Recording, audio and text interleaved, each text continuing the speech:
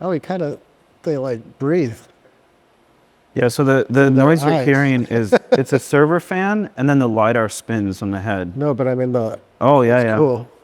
Yeah, so those are status symbols. So the light under here will indicate if Oh, it's like idle, he's standing, booting it up. whatever. Yeah. It's very good in the sound update. So you just like one day turn them off, start acting differently, but like searching, what Yeah. No, there is a China backdoor in all of them. Yeah. Yeah. Like, that's why when people come to us and they're like, hey, you should build these for like defense tech and bring them in Ukraine. I'm like, guys, I have some bad news. We're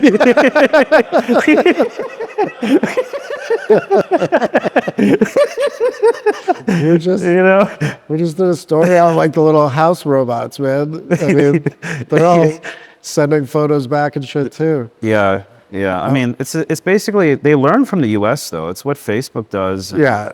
I mean, Facebook's just every single piece of you breathe and they know, right? Like, Yeah. so China's learned from that. Yeah. It's the same, like the reason we're so freaking out so much about TikTok is because we're doing the same thing. You know?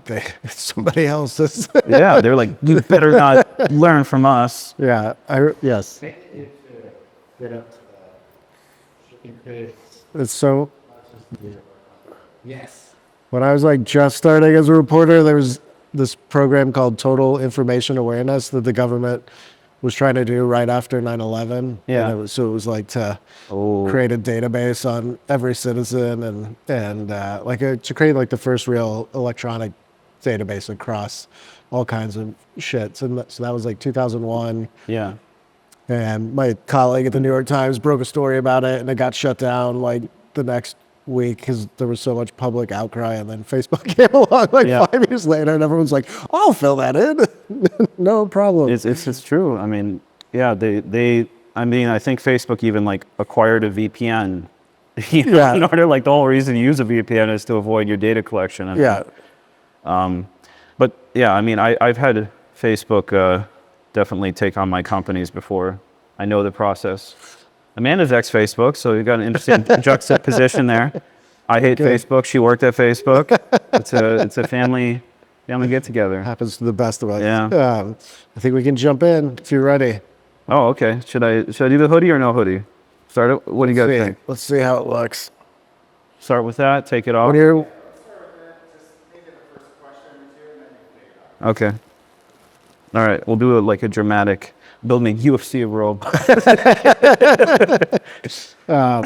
okay, the first part is really hard. You have to tell me your name and your role at the company. I'm Cix. I jokingly call myself the chief fighting officer, but I'm the CEO. And yeah, I've been working on this for about 7 months now.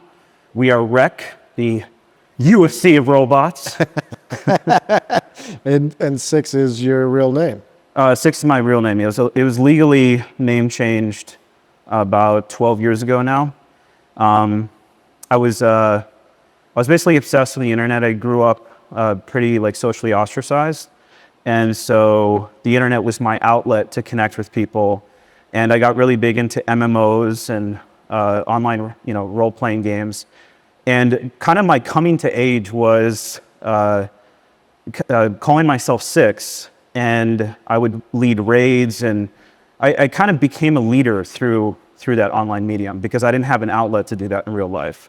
So I feel like a lot of the reason I've been capable of becoming a CEO or kind of like taking these outlandish risks is kind of like that embodiment of that character that I became, so many years ago. Yeah, I did. All right, and Cix is that's your real name. Yeah, it was my legal name. So I grew up in the Midwest, Colorado, Minnesota, and one too many Minnesota winters, I would always joke with my friends that I was going to drive to California and never see their ass again. And one day I did that. And my online identity at that time was Cix. And I was really big into MMOs and role-playing games. And when I came out to California, it was kind of like a joke that became real, which was I started calling myself Cix. And I had identity theft. Basically, someone stole my social security number when I came out to California. And so I was like, and they told me basically the only way I can get around that is to legally change my name or to freeze my credit for the rest of my life. And they said the change your name thing kind of as a joke. But I was like, fuck it. I'm going to become this online character. And that online character was kind of a representation of me coming to age, because I grew up in a relatively socially isolated environment in Colorado. I was on a mountain called Lookout Mountains, and video games were my outlet. It was, I like to say that video games raised me. Online I was called Cix, and in Cix, Cix was this like courageous, character that could take on the world. In real life, I was just kind of lame. And it was kind of like this, like I wanted to, embody and almost like create this character in real life. And in the games, I became a leader. It was kind of like how I learned how to lead people, how to, they had these things called raids. I led these big raids and these things called arena, where we'd fight with five people. And it was kind of like my learning on how to become a leader was entirely online.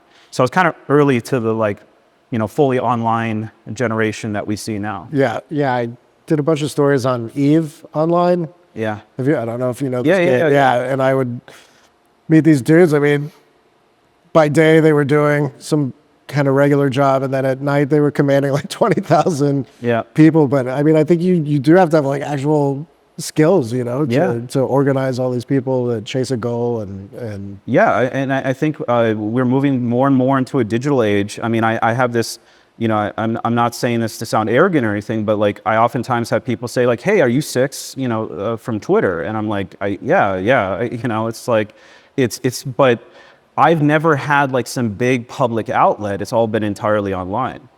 So it's very interesting how like, you can just be sitting there and tweet something, and, Elon can have some random crazy thought and millions of people will see it instantaneously. It's like the speed and power of distribution online is just incredible now. It's crazy. Okay. And did Cix stand for something in particular? So I was really obsessed with, so my company at the time was named Liv. Liv is Roman numerals for 54. And so, in Swedish and some other European languages, it means life. And 54 in Chinese numerology means no death. 4 is oftentimes associated with death. And that was my company name, that I was constantly trying all these different ideas. It was called Liv, and actually became a company later. It was the VR company that I'm probably the most known for. And when I was picking my online identity, I wanted something 3 characters that I could use in like an arcade format. And I originally tried Six, and it was taken. So I was like, okay, Cix, it has the same phonetic. And I later came to realize that it's also Roman numerals for 109. Sure. And I was like, wow, the company I created, this brand that I was like deeply obsessed with, that meant something to me. And then my name is also Roman numerals, and I tattooed it on my back in the form of a cross, and it became almost like, on my back there's a Cix and Liv, and it was basically, that was my like protection symbol. Like as I was traveling out to try to do these crazy things, my family basically, didn't really support me in my endeavors. They later came to, but it was kind of like my brand to give me the power to try to envision this future for myself. Because a lot of people don't realize that if you don't grow up around this tech environment, and you're like some dude in the Midwest, no one knows who you are, it's a pretty big hurdle. It's almost like traveling from another country to the Bay Area and trying to, make it big. It's not like you have any of those resources or any of those connections. So you take all this on and use it. What are these tattoos? So this is 6 in binary. Okay. So 110 is 6 in binary. Yeah. That was also a commonly used term in VR is 6 degrees of freedom. So it means X, Y, Z, RX, RY, RZ. Yeah. So it's rotation and basically those 6 coordinate space, and that's commonly used to refer to basically this evolution from where headsets were just 3 degrees of freedom to full body movement. So one of the things that I was most obsessed with in VR is full body movement. I played the original Vive about, 10 years ago now. Yeah. And I played a game called Space Pirate Trainer. And this was like the moment that like got me into the virtual reality space. I was playing this game, and there's basically these drones that are shooting lasers at you. And I heard a drone like, you know, warming up to shoot a laser at me. And so I'd been playing video games for my entire life. And so I was thinking, okay, do I press down? Do I press A? How do I do this? How do I respond to this laser that's about to shoot me in the head? And I was like, wait a second, I use my body. So the laser, you know, shoots out of the drone, and I do this kind of like lean back, and the laser goes over my head, and I come back, and I was like, that's it. That's the future of gaming right there. And then ever since then, I was just like obsessed with that medium. And Facebook did kind of some weird things to that medium, but you know, I still think that someday it's going to be huge. And then it seems like a good chunk of the people at the company have a background in VR. I mean, that's like one place. Feels like this is growing out of robotics and VR at the same time. Yes, yes. So first of all, VR is one of those like. So Amanda and Nima, who work with me, I've known them for about 8 years now. We're called I like to think of us as like the VR optimist skeptics, where we're like, VR is great, but you know, also a lot of the things that people are approaching it with are like a problem looking for a solution. But the thing that really, really interested me about it is I started seeing videos of people tele-opping humanoids with a VR headset. And as someone who has like worked in the space a long time, if someone's using VR, they have tried everything else. Okay, they've tried using computer vision, they've tried literally everything. So if you see VR being used organically, that was the last fucking option they came to, right? Because they don't want to wear this heavy ass thing on their head, and like, you know, it's annoying, it's cumbersome. So I started to see these videos of people controlling humanoids, and I was like, holy shit! Like all the things that we build in VR, we can basically like at some point embody this caricature, and it would be literally like teleporting into a robot. Because the way that you move your arms, the way that it, you know, infers where your elbows are using IK, like we can get to a world where putting on a headset would literally be like traveling to and embodying a humanoid robot somewhere in the world, and that's what like really got me obsessed with this. And I mean, I can tell you what happened after I bought it. Well, I mean, so okay, so you're coming from the gaming world, the VR world, you have all these thoughts going around in your head, and then how do you sort of end up here with the idea for this company? Yeah, so you know, so I started to see these videos of people tele-opping humanoids, and then I kind of do the thing where like, you know, are we close to an inflection point, or is this going to be like the standard thing in tech where people get hyped out, but you know, it doesn't actually happen? And so I bought a 100,000. So this guy over here, this older one, but the same model as this, $100,000. My mom at the time, I was like, Mom, do I get a house or do I get these robots? And she's like, please, please get a house. You need to grow up. And I was like, fuck it, I'm getting these big ass robots. And so yeah, I bought these robots instead of getting a house. So that puts the level of conviction into it. And I just like wired $100,000 to a company in China in November of last year. And it was just like, okay, let's see what happens. You know, I hope I get this thing. And yeah, so it took about 2 months to get it. But they told me when I received it that I was the first person at a residence that got one of these robots. Instead of like a university. Instead of a university of an company R&D lab. They were like, what the fuck is this guy doing with this $100,000 robot? And the thing is I felt there was something there, but I had to like just figure it out. So I just started posting about it. About, you know, 6.5 months ago, I took a picture of it and I was like, you know, I just bought this humanoid that costs as much as a luxury car. What do I do with it? And everybody who responded was basically like, you need to fight it or you need to fuck it. I'm sorry. Like, that's how everybody responded, right? It was, and what I came, like, as I started prototyping in it, like, so there was two main takeaways. One was like, holy fuck, this is dangerous. Like, you know, the second I got this thing, I started to looking at like the Optimus and like, hey, we're gonna have these like, you know, 150-pound robots walking around your house and like serving you tea. And after working with this, and people are gonna say, oh, but it's China. It's like, it still doesn't matter. It's like a fridge walking around your house, right?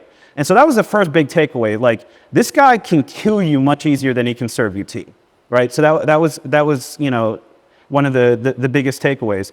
But the other one was like, its functional uses were relatively limited, but its entertainment uses were very high. So like, I would do all these random little videos and people fucking loved it. But like, then when I was like, okay, I'm gonna like tele-op and like train some model to do something, it was like, okay, maybe in like 5 years, this will be valuable. But I made a video where I hit it with a pillow and it was just like in the walking mode. And I went up and I did that, you know, those videos that they were kind of doing in China. And I just hit it with a pillow, right?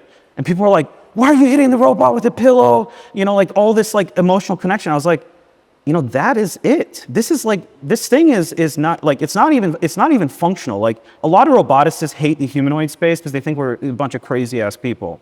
And in some ways they're right. But you can't, when someone looks at a humanoid robot, they imagine a human in its place. And you don't get that in anything else. And that emotional connection and the type of media that you can create out of that is just significantly more valuable. So you weren't gonna fuck it. You had those experiences. I mean, the Japanese do that, you know. You had to fight it. That was the last option then. Yeah. And these are made by Unitree? Yeah, so these are Unitree robots. This is the model called the H12. So it's 200 pounds. He's like 6'2" when he's fully extended. He's a scary boy. Yeah. And then these are the ones that you see running around. This is the G1. He's 80 pounds and like 4'6" or something.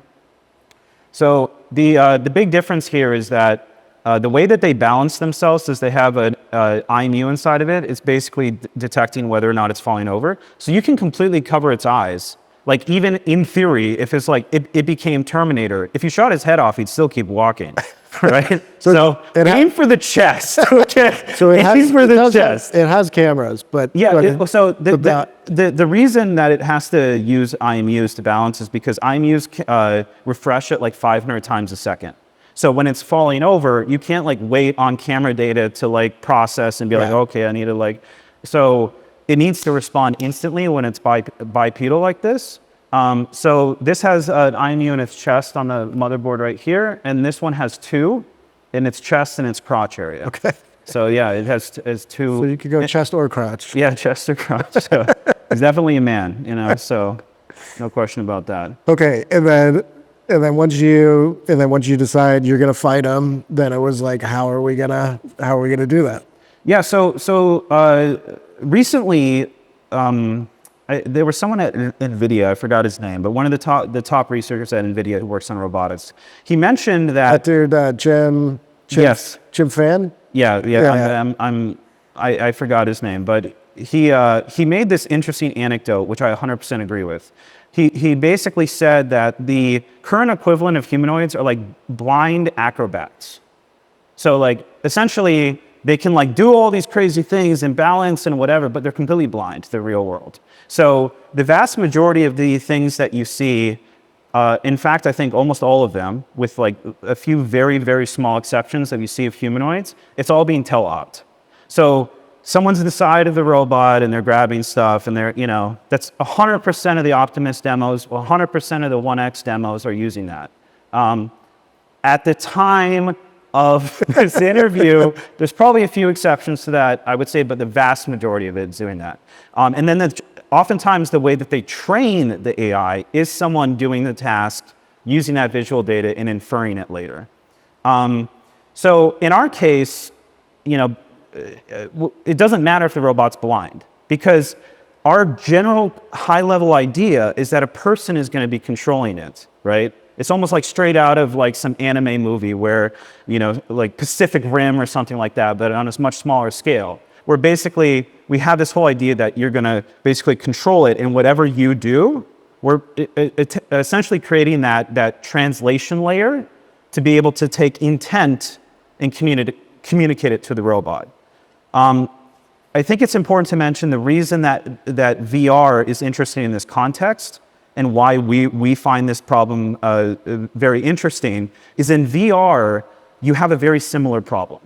So in VR, you're only tracking the head and the hands. So the rest of it is basically a translation layer in the same capacity. You have to assume where the elbow is. You have to assume what the legs are doing. You actually have no idea what the legs are doing. So a lot of the challenges that you have in creating VR experiences, even in physics, let's just imagine we fast forward a little bit. You know, I'm controlling a robot and I'm punching like this. The robot is getting hit. It's experiencing completely different physics and G-forces that I am. I'm not getting hit. I'm not getting thrown back. So the best we can do is basically a translation layer of intent. I want to go here. I want to have him move forward, right? It will never be one-to-one. We will never be able to mimic exactly one-to-one. But the reason that's important is that in content, having context is key. So one of the biggest issues that esports has is unless you know what the video game is and you've played it, you have no idea what the fuck is happening. Yeah. You're watching League of Legends, you're watching Dota, you're like, I guess that's cool. You know, like if you don't know anything about the game, this is one of the huge challenges esports has, where the potential audience is only a subset of the amount of people who played the game. So the only way you can have an esport is it's already successful. But what we're thinking here is completely different. If someone who is 80 years old, someone is 6 years old, they show someone go like this and the robot goes like this, context instantly. Anybody from any culture, from any place in the world, from 6 to 90 will say, I know what is happening. That is interesting. Yeah. Right? Yeah. And so when you say like it'll never be one-to-one, why? It'll never be one-to-one because you're not experiencing the same physics as, there's some like very, very sci-fi-ish things that Nima loves talking about, which is like you could have like a robot like arm basically controlling you and like, you know, it's like throwing you around in the same way. Like the robot falls over and you just like, you know, thrown on the ground with a robot arm and stuff. This is, you know, kind of similar to what they've done in like Pacific Rim where they're like suspended in the air and they're like walking like this. But like, so what I mean by that is, say I wore a mocap suit and the robot is translating one-to-one with everything that I'm doing. First of all, the robot joints are not exactly the same as a person. So if I like walk forward, it's not going to mimic exactly where my knee is. Even like a height discrepancy between people, it's not going to translate perfectly. So you can't show one-to-one. So the closest that you can do is basically communicating intent of the pilot and trying to communicate that to the robot in a way that looks the most one-to-one as possible. Okay.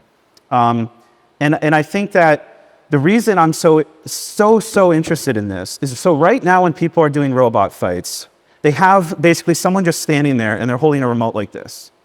It's not interesting. You've seen Real Steel, right? You know the final scene? You have not seen Real Steel? I'm sorry. Dude. Homework after this, you have to go watch Real Steel. So the gift that everybody shares. So Hugh Jackman's the main character. In the very, very end, he can't communicate with his robot anymore. The way he usually communicates is either a remote or he's basically saying left, right, whatever. The very end, you know, for cinematic appeal, it stops working. So he says, watch me. And he starts going like this, and the robot's going like this. In the final scene, he jumps in the air and he goes like this. And they show the robot jumping in the air going like this, boom, knocking the robot out. And watching that, it's like showing the person and the robot connected. It's just going to be so much more interesting than any other medium that you do. Okay, let's lay it out for people in the most basic terms. Like, what exactly would these robot fights look like? Where's the VR part? What are the basics? I mean, we're going full sci-fi here. Basically, the idea is people walk out, and so this is relatively similar technology to what I built the company Liv, which is like real-time VFX, basically. So you walk out, you're going to walk into like basically a portal, and the hands, like these kind of like mech hands will materialize on your hands, you know, just make it ridiculously cinematic, right? And the second you do that jack in, you're inside of the robot. Back up a little bit. The meta idea here is the robots have their own identity, and then you have your own identity. So we can do all this like pre-marketing, like, you know, Cix and his you know, robot, you know, coming out. And but for the fights, basically the robot's going to come out and he's going to do some like intro sequence. But when the fight starts, you combine. So it's like you and the robot are now one entity fighting against this other player, right? And I'm just thinking like all the magical things you could do with that. You could have like a small woman come out and she's controlling this big, ridiculous robot and all that media associated with it. So yeah, fast forward again. Basically, you're going to jack in. You're going to be in like this portal, and you're going to put on a VR headset, and whatever you do will be translated directly to the robot. So there's 2 robots in a ring. Yes. They're probably in some like cage or something like that. Yeah, so we're going to start with just boxing because 1, they're very expensive, and 2, it's just, you got to start somewhere. I can't really destroy $100,000 for robots like this, but we'll get there. We're probably going to start with boxing and martial arts moves. But if you want to like imagine how crazy this can get, there's 2 main things to think about. One is if you start to see these videos of the robots where you literally kick it as hard as you can and it won't fall over. You've seen these videos of like bipedals. And if you look at like some robot dogs, you can literally throw it in the air and it's going to land on its feet like a cat, right? Fast forward a few years, you won't be able to knock these over. So the only way to end the fight is literally ripping their arms off and literally rip the robot's arm off and like beat the other robot until it falls over, right? And then another thing is, so you'll see that we kind of adorn it with costumes, right? The thing going back to like the human form that we can do is we can put real armor on them. We could have a match where it's like Japan, versus England. You could have one robot come out, it's wearing a katana, it has a katana with like a whole samurai outfit versus, some medieval knight. It would literally look like that. So you fast forward this enough, it looks like a gladiator fight. Yeah. It looks like something straight out of like a, Colosseum in the Roman times. Yeah, so you're combining like boxing, martial arts, the theater of WWE, and then technology and everything in this one spot. Absolutely. Yeah. Absolutely. And okay, so you were talking about movies and different parts of culture. I mean, Big Hero 6 was this movie that I watched with my son when he was growing up all the time.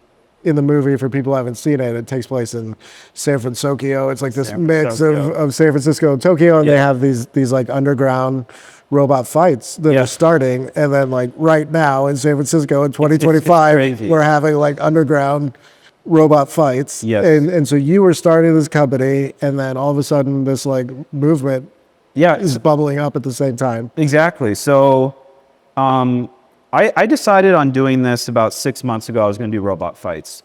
But my kind of overall theory was I was going to wait until it could be 2 big robots with weapons. And the reason for that is my general thought was if it's just the 2 robots slapping each other, it would be novel, but I don't think it's going to be it's going to get a mainstream audience. So my original idea behind this was I would have people train in VR straight out of a sci-fi movie, train in VR, become a robot pilot, right? Also because I couldn't afford breaking these, right? And so the idea was that you'd have a competition in VR and it was a game, and the top winners of that would go to a real match with the real robots. So that was my original plan. What happened was in San Francisco, there was people who were just like, fuck it, we're just going to do it, and with the little child robots. Yeah, so there's smaller ones than these, right? Yes. Kind of more basic versions of those. So there's a booster, which is a 4-foot version of this, and they had access to those, and they were like, we're just going to do it. And I was like, okay, well, I guess we're off to the races, right? And then when that happened, I thought, okay, I'm not going to do the game. I'm just going to go straight for the real thing. Because I can't miss out on this inflection point. And then also, Unitry themselves did a boxing match on Chinese national TV, and I was like, okay, all right, I just got to go for the real thing now. Okay. But it was still part of the long-term roadmap. I just shortened that a little bit because I was just like, we just got to do the real thing right away. And I don't know when this will air, but what are we? We're like, this is like August of 2025. The robot fight took place in July of 2025. Yeah, so I had to introduce this. So I won the first match. Yeah, this is good for the story. Like, so you were kind of called at the last minute to take place in this fight, right? Yeah, and then to help. I mean, and you won, which is good for somebody who's trying to. So they had a match here with the 2 smaller robots, and I'm gonna be honest, I was a little skeptical they get it to work properly, and going there. I am still surprised they made it work properly because it was like they were very much taking the startup approach. It was in like a parking garage. It was in the underground Exactly. Yeah. There's an underground parking garage. I don't know if I can mention where it is. You know, In San Francisco. Like, you know, Yeah. don't talk about Fight Club, right? So funny enough, you know, Amanda and Nima joined on July 4th, and that first fight was on July 5th. Okay. So it was like serendipitous as all can be. And so we go there, and I'm like, okay, this is cool. They're definitely having a huge amount of technical issues because the robots used Bluetooth and they were trying to control it. So it was definitely like, it worked, but you know, but they were trying to decide on who's going to be the robot pilots. So they started going around. They had invited a bunch of people from the robotics space. And they came to me and I was like, do you want to be a robot pilot? And I was like, I fucking have to be, like, if that's why I'm here. And so yeah, they had the first humanoid match here. It was with booster T1s. Is it T1? They're booster robots. I forgot the exact model. Yeah, so they originally were going to control with the remotes. The remotes didn't work, so they did it through a laptop.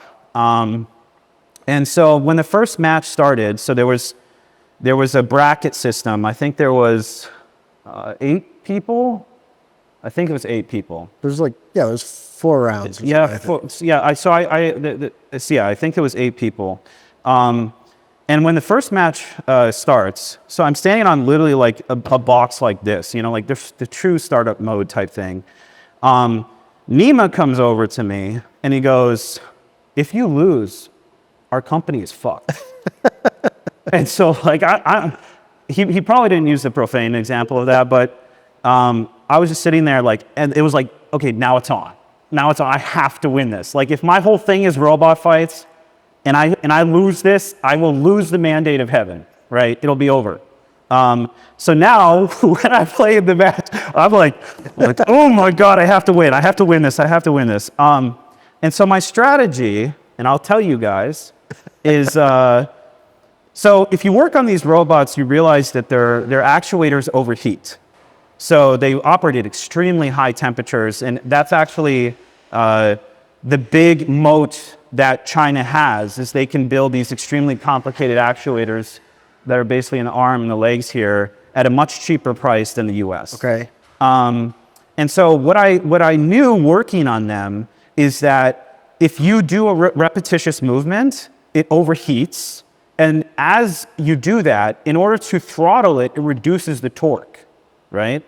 So, you know, I'm looking at this little child robot and I'm like, you know, doing this like mathematical equations in my head. And I realized 3 things then. One is that it's going to overheat quickly. 2 is that they're really good at going forward, but not good at falling back. And 3 is how they're trained to walk. And so I combined that, and my strategy was, you know, basically all gas, no brakes. So I like literally held the forward button the whole time. The second strategy that I had was everybody kept testing the punches before the match. They were like, you know, pressing them several times. And I was like, each time you do that, you're reducing the torque, right? So I would press it one time. Okay, it works. Okay. And then I just sit there in silence, just staring at them, waiting, right? And then, so match starts, hit the gas, run towards them.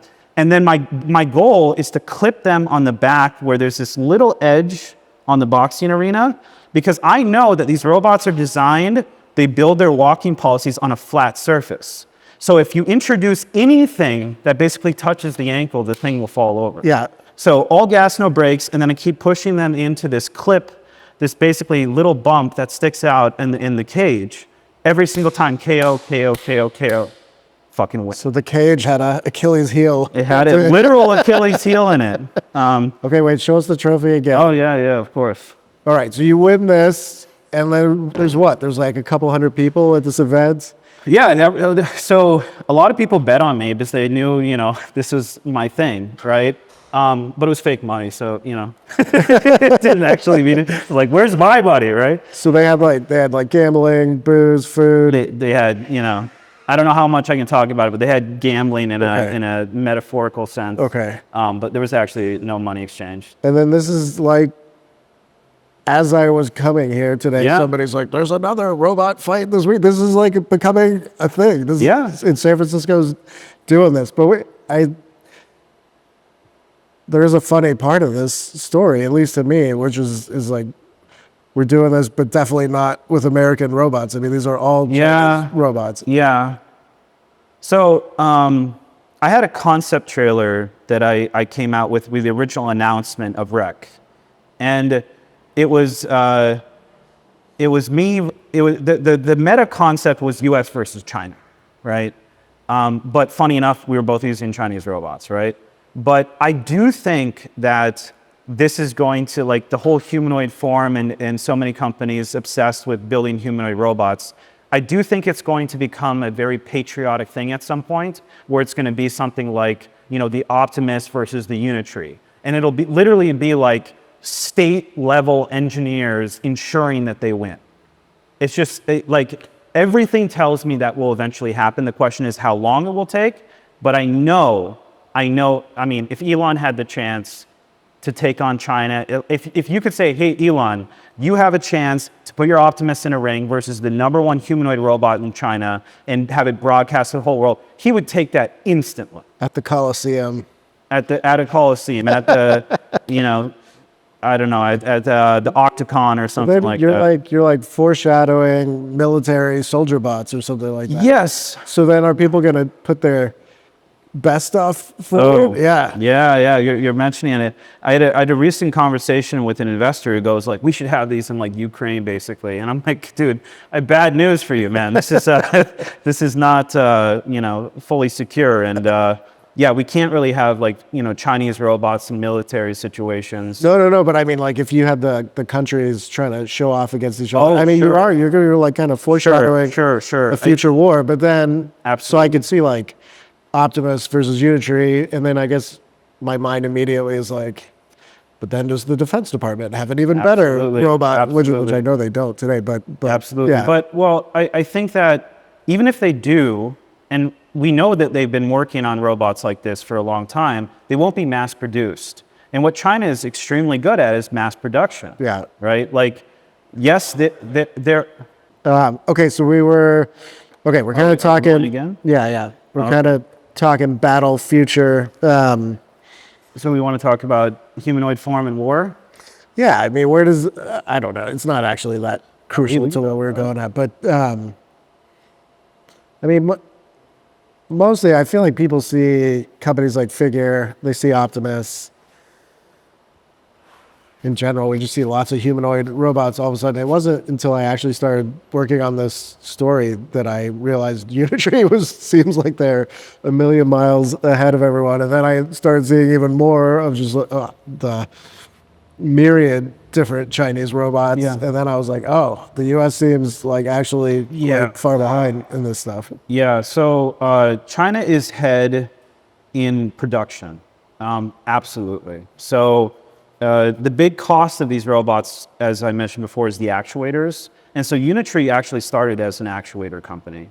And the big difficulty here is basically to be able to create an actuator that is compact enough, but high torque enough, and doesn't overheat. So those are like kind of the three variables, right? Because if you're powering 200 pounds of metal and you're moving it like this, the biggest issue is actually overheating. So a lot of people talk about the battery life and all that other stuff, but the biggest challenge with humanoids is actually the actuators overheating.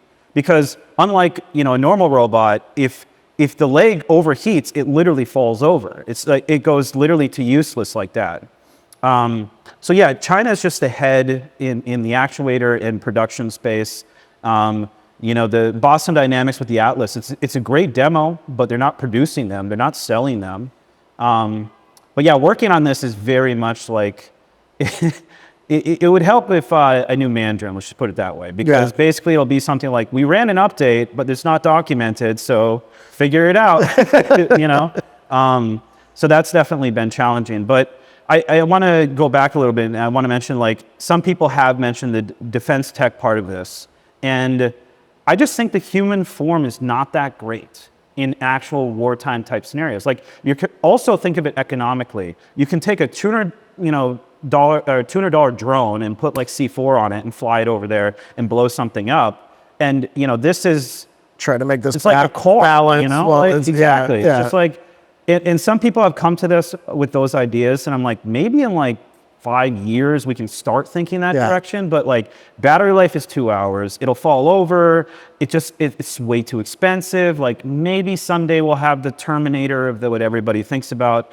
But I'd be much more scared of drones than I would be about humanoids. So you were talking about in China. I mean, we've seen the only videos I've seen are like there's fighting, but it's not like there's some big industry or, you know, like this like underground. I don't know. Right now in San Francisco, it's this little movement that's building up, and I haven't seen anything that's like that much more impressive in China. Well, like if we are moving into an era where we're about to have these fights, is this going to happen first in the U.S. and China? I mean, so you guys want to be first. I have a perfect answer to that.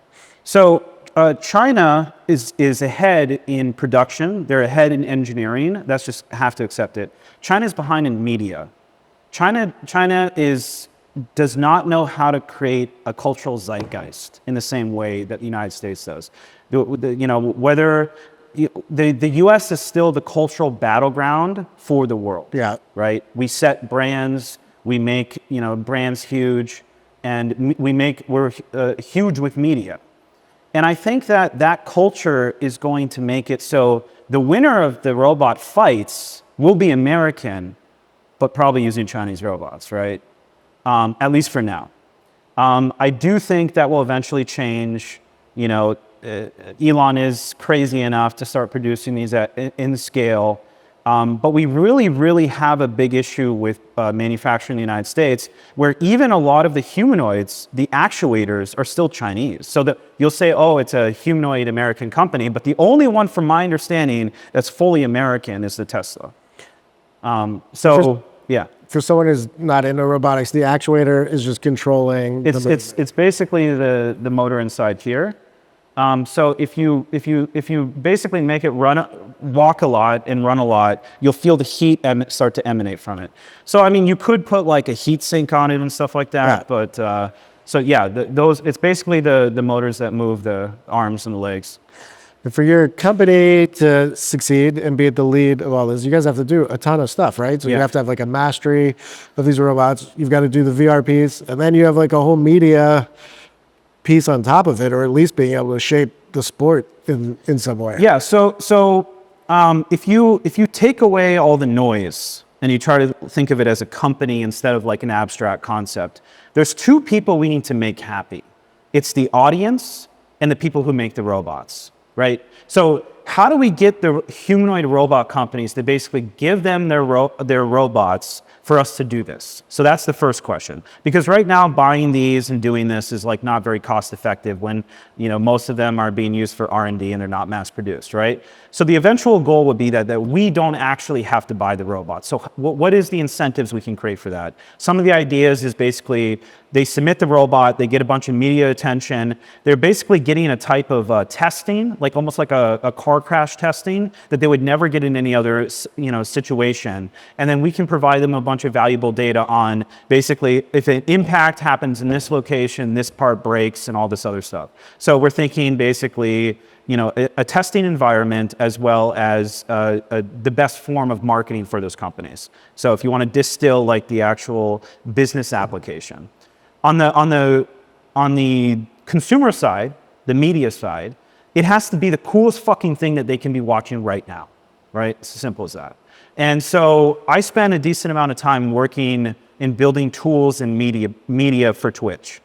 And the big thing that you learn when you look at the numbers is it's something like 98% of the audience goes to 0.5% of the streamers. It's just an unbelievably lopsided number. It's like a few people get everybody's attention, everybody else is streaming to like 2 people, right? And so in a media environment like that, we realize that we have to be able to create the greatest media before this becomes mainstream.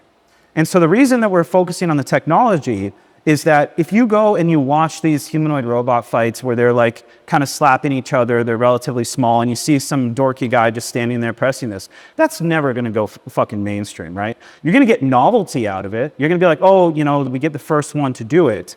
But to really, really make it interesting, you need the robots to have like, one does karate, one does tai chi, one has armor, one, has a weapon, they're big, they're scary. We want it so when the robot walks in the ring, you look at it and go, this thing could fucking kill me. And then that's the moment that everybody goes, holy shit. And that's not that far away. It's not, I mean, if we spend enough time on him, we could do it with him. But he's $100,000, so I need some money for that. So, and you think that's also the moment this elevates beyond BattleBots and some of the other things we've seen before, whereas those were obviously not humanoid systems. They get engineered in certain ways to kind of... Absolutely. When you think doing a humanoid, doing all the theater, doing the everything you talked about, that's what takes this beyond, way beyond like a novelty type thing. Absolutely. So two things here. First of all, BattleBots, I love BattleBots. But, you know, we spoke about this before, which was BattleBots had this issue where they just kind of like let anybody do anything. And in the beginning, that was cool, but then you got like saws versus, you know, people who had hammers, and like it was just like wild, right? But what ended up happening is the robot that won everything was a fucking cheese wedge. And then people just go, oh. Because it flips. It would literally go under, flip it, and then it hit like the side saw or something. And the second that become the meta of like the winning robot is a cheese wedge, everybody's like, well, that's lame, right? And so, you know, that was one of the big things there. The other thing, which I think is like more of a cultural thing, Gen Z doesn't want to get punched in the face anymore. Gen Z doesn't want to have concussions. You don't see Gen Z going, hey, I want to join the UFC and get, you know, a concussion or get like, you know, brain damage. And their parents don't want them to do that either. So we might actually, like, for example, if you look historically, gladiator fights were outlawed at some point. We're like, hey, we can't like kill, you know, people in the ring anymore. Like, we need to stop doing that, right? And I actually think that in the not so distant future, we're going to outlaw contact sports that can cause severe injury to people. And so what exists then? How do we still get that blood sport that's like in our deepest part of our brainstem of like wanting to see the human form destroy each other? It's going to be robots. So I think if you think about those two things, you can kind of roadmap. And the question is like, what's the inflection point? What's the big thing that's going to happen? And I'm telling you, it's right now.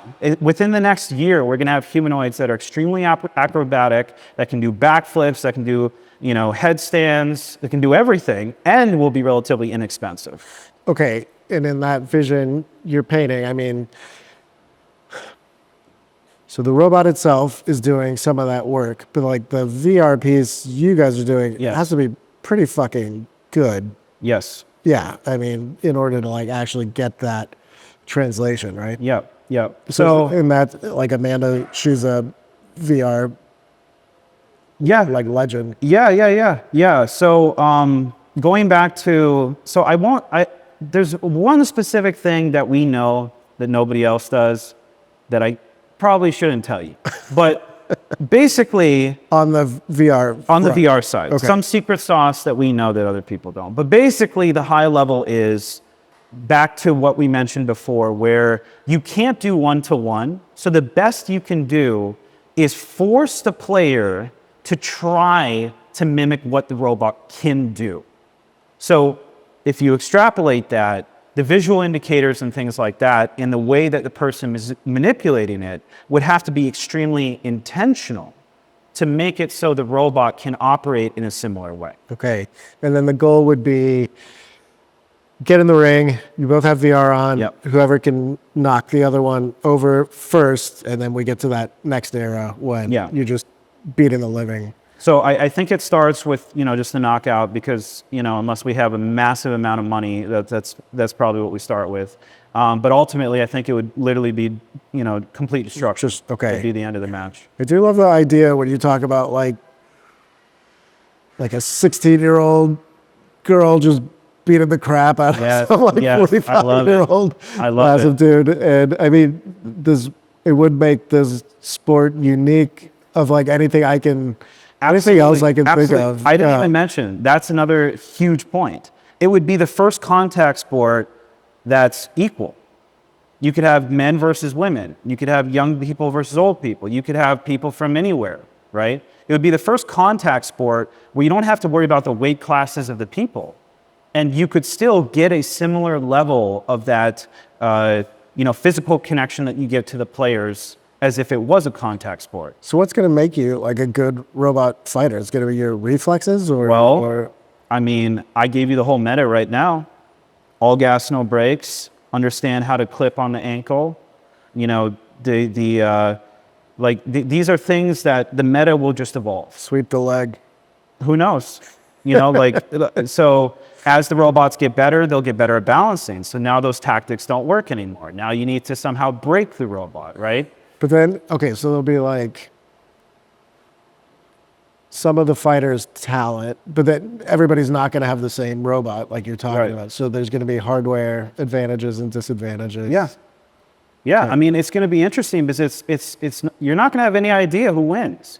Like the match is going to who's going to win, right? It's not going to be like in racing. One of the issues you have is like the better car and the better driver usually win, and that's kind of it, right? And there's very little time that there's like some massive upset, right? And if you put like in a UFC ring, if you put someone who's 100 pounds versus someone 200 pounds, what do you think is going to happen, right? Yeah. But I think it's two things where you want to give some range of what people can engineer on the robots, but you also want to be somewhat constrained. We don't want to do the cheese wedge thing again, right? We want to maintain a human form. We want them to be like weight classes. So we'll have the little guys versus medium weight versus heavyweight. You have to maintain a human form. You can't have something with like 6 foot tall arm, 6 foot long arms or anything like that. So you have to maintain what could be possible in the human form. And that goes back to, if it maintains the human form, then media is just much more interesting. Yeah. Okay. And then for you guys to be successful, you sort of need competitors, unless you're just making, like you said, these are expensive. You would have to make a lot of these and be able to set up the matches yourself. So I know this is all taking shape in real time. Do you think this turns into like you guys are running a league, that you're partnering with other robotics companies to run a league, or how does this begin? So it starts right now that we have to buy the robots because the humanoid companies are just trying to sell them, right? They're selling them, where their clients, we're buying them, we're using them for whatever reasons. But I think it evolves into something kind of like F1, where you bring your own car. It's like a showcase of your engineering, and you have certain type of like limitations that you have to engineer around. So I think let me try to. I think there's three steps here. One is you buy the robots, you engineer them to do this, you run your own thing. The second step is that you have people who you work with the humanoid companies, they give you the robots, you do some type of value proposition, and then you basically run their robots in an event, right? So it's under the context of REK, it's the REK fight between these two different robots from two different makers with these two different selected players. And then I think long term, in theory, if the hardware becomes accessible enough, you could have people make their own robots. And then it's not, no longer just, the humanoid companies who are making robots, but maybe you can broaden it out a little bit further. Yeah. I think we're a bit away from that, but it's a similar evolution to car racing, right? Car racing started you couldn't necessarily afford to race these super expensive cars. But now we have all these different leagues and all these different, type of car races. Yeah. So I think it'll evolve in a similar way. So what are we going to see today? What can we see with the robots? So the two different demos we'll show for you today. One is I'm controlling the big boy with VR. It's teleop. So the limitation with teleop is it doesn't look exactly like a person. The other thing is we're going to show the smaller one actually doing martial arts movements that look much more like how a person actually moves, but we haven't connected that with VR. Okay. So you're meeting us at this kind of intermediary point where we have the moves working and the VR working, but we're working on essentially combining that. And the VR stuff, that started relatively recently, right? I mean, the integrating it in with the robots? So I've been working on the VR element of it for quite a while. For a while, okay. Yeah, okay. Yeah. That was kind of our unique angle, which was like, everybody's going to do remotes, everybody's going to have like, you're standing there controlling the robot, but we're going to be the ones to really, really focus on like, you're basically embodying the robot. Okay. Okay. Those are the big questions I had so far. Anyone? You good? I mean, we'll get to talk about more stuff. Oh, you look, every time you throw a punch, it looks like you've thrown a punch No, I'm not. before. No? No. I mean, I'll say yes, but, to get street cred, but I'm not, I'm not an official fighter. I do go to the gym, but, just, Tell me, but, you talked about it a little bit, but tell me, like, everybody's just the kind of quick overview on the backgrounds of the people on the team. So you were doing Liv, and Liv did... essentially we call it a window into VR. Okay. This is actually a similar comparable to what I saw is happening right now in humanoid robotics. So I got into VR and I was really interested in the medium, but it was very inaccessible. At the advent of room scale VR, you had to set up these really complicated, essentially laser beacons. You put them in the air, and you put on a headset, and you'd have to connect it to a desk. It was just really inaccessible. But when you put it on, you were like, wow, this is magical. So my biggest thing was okay, this is a really cool medium, but no one knows how cool it is. How do I communicate that? How do I show the world that? And there was a guy here in San Francisco who had a green screen room, and he was doing something called mixed reality. His name was Oz.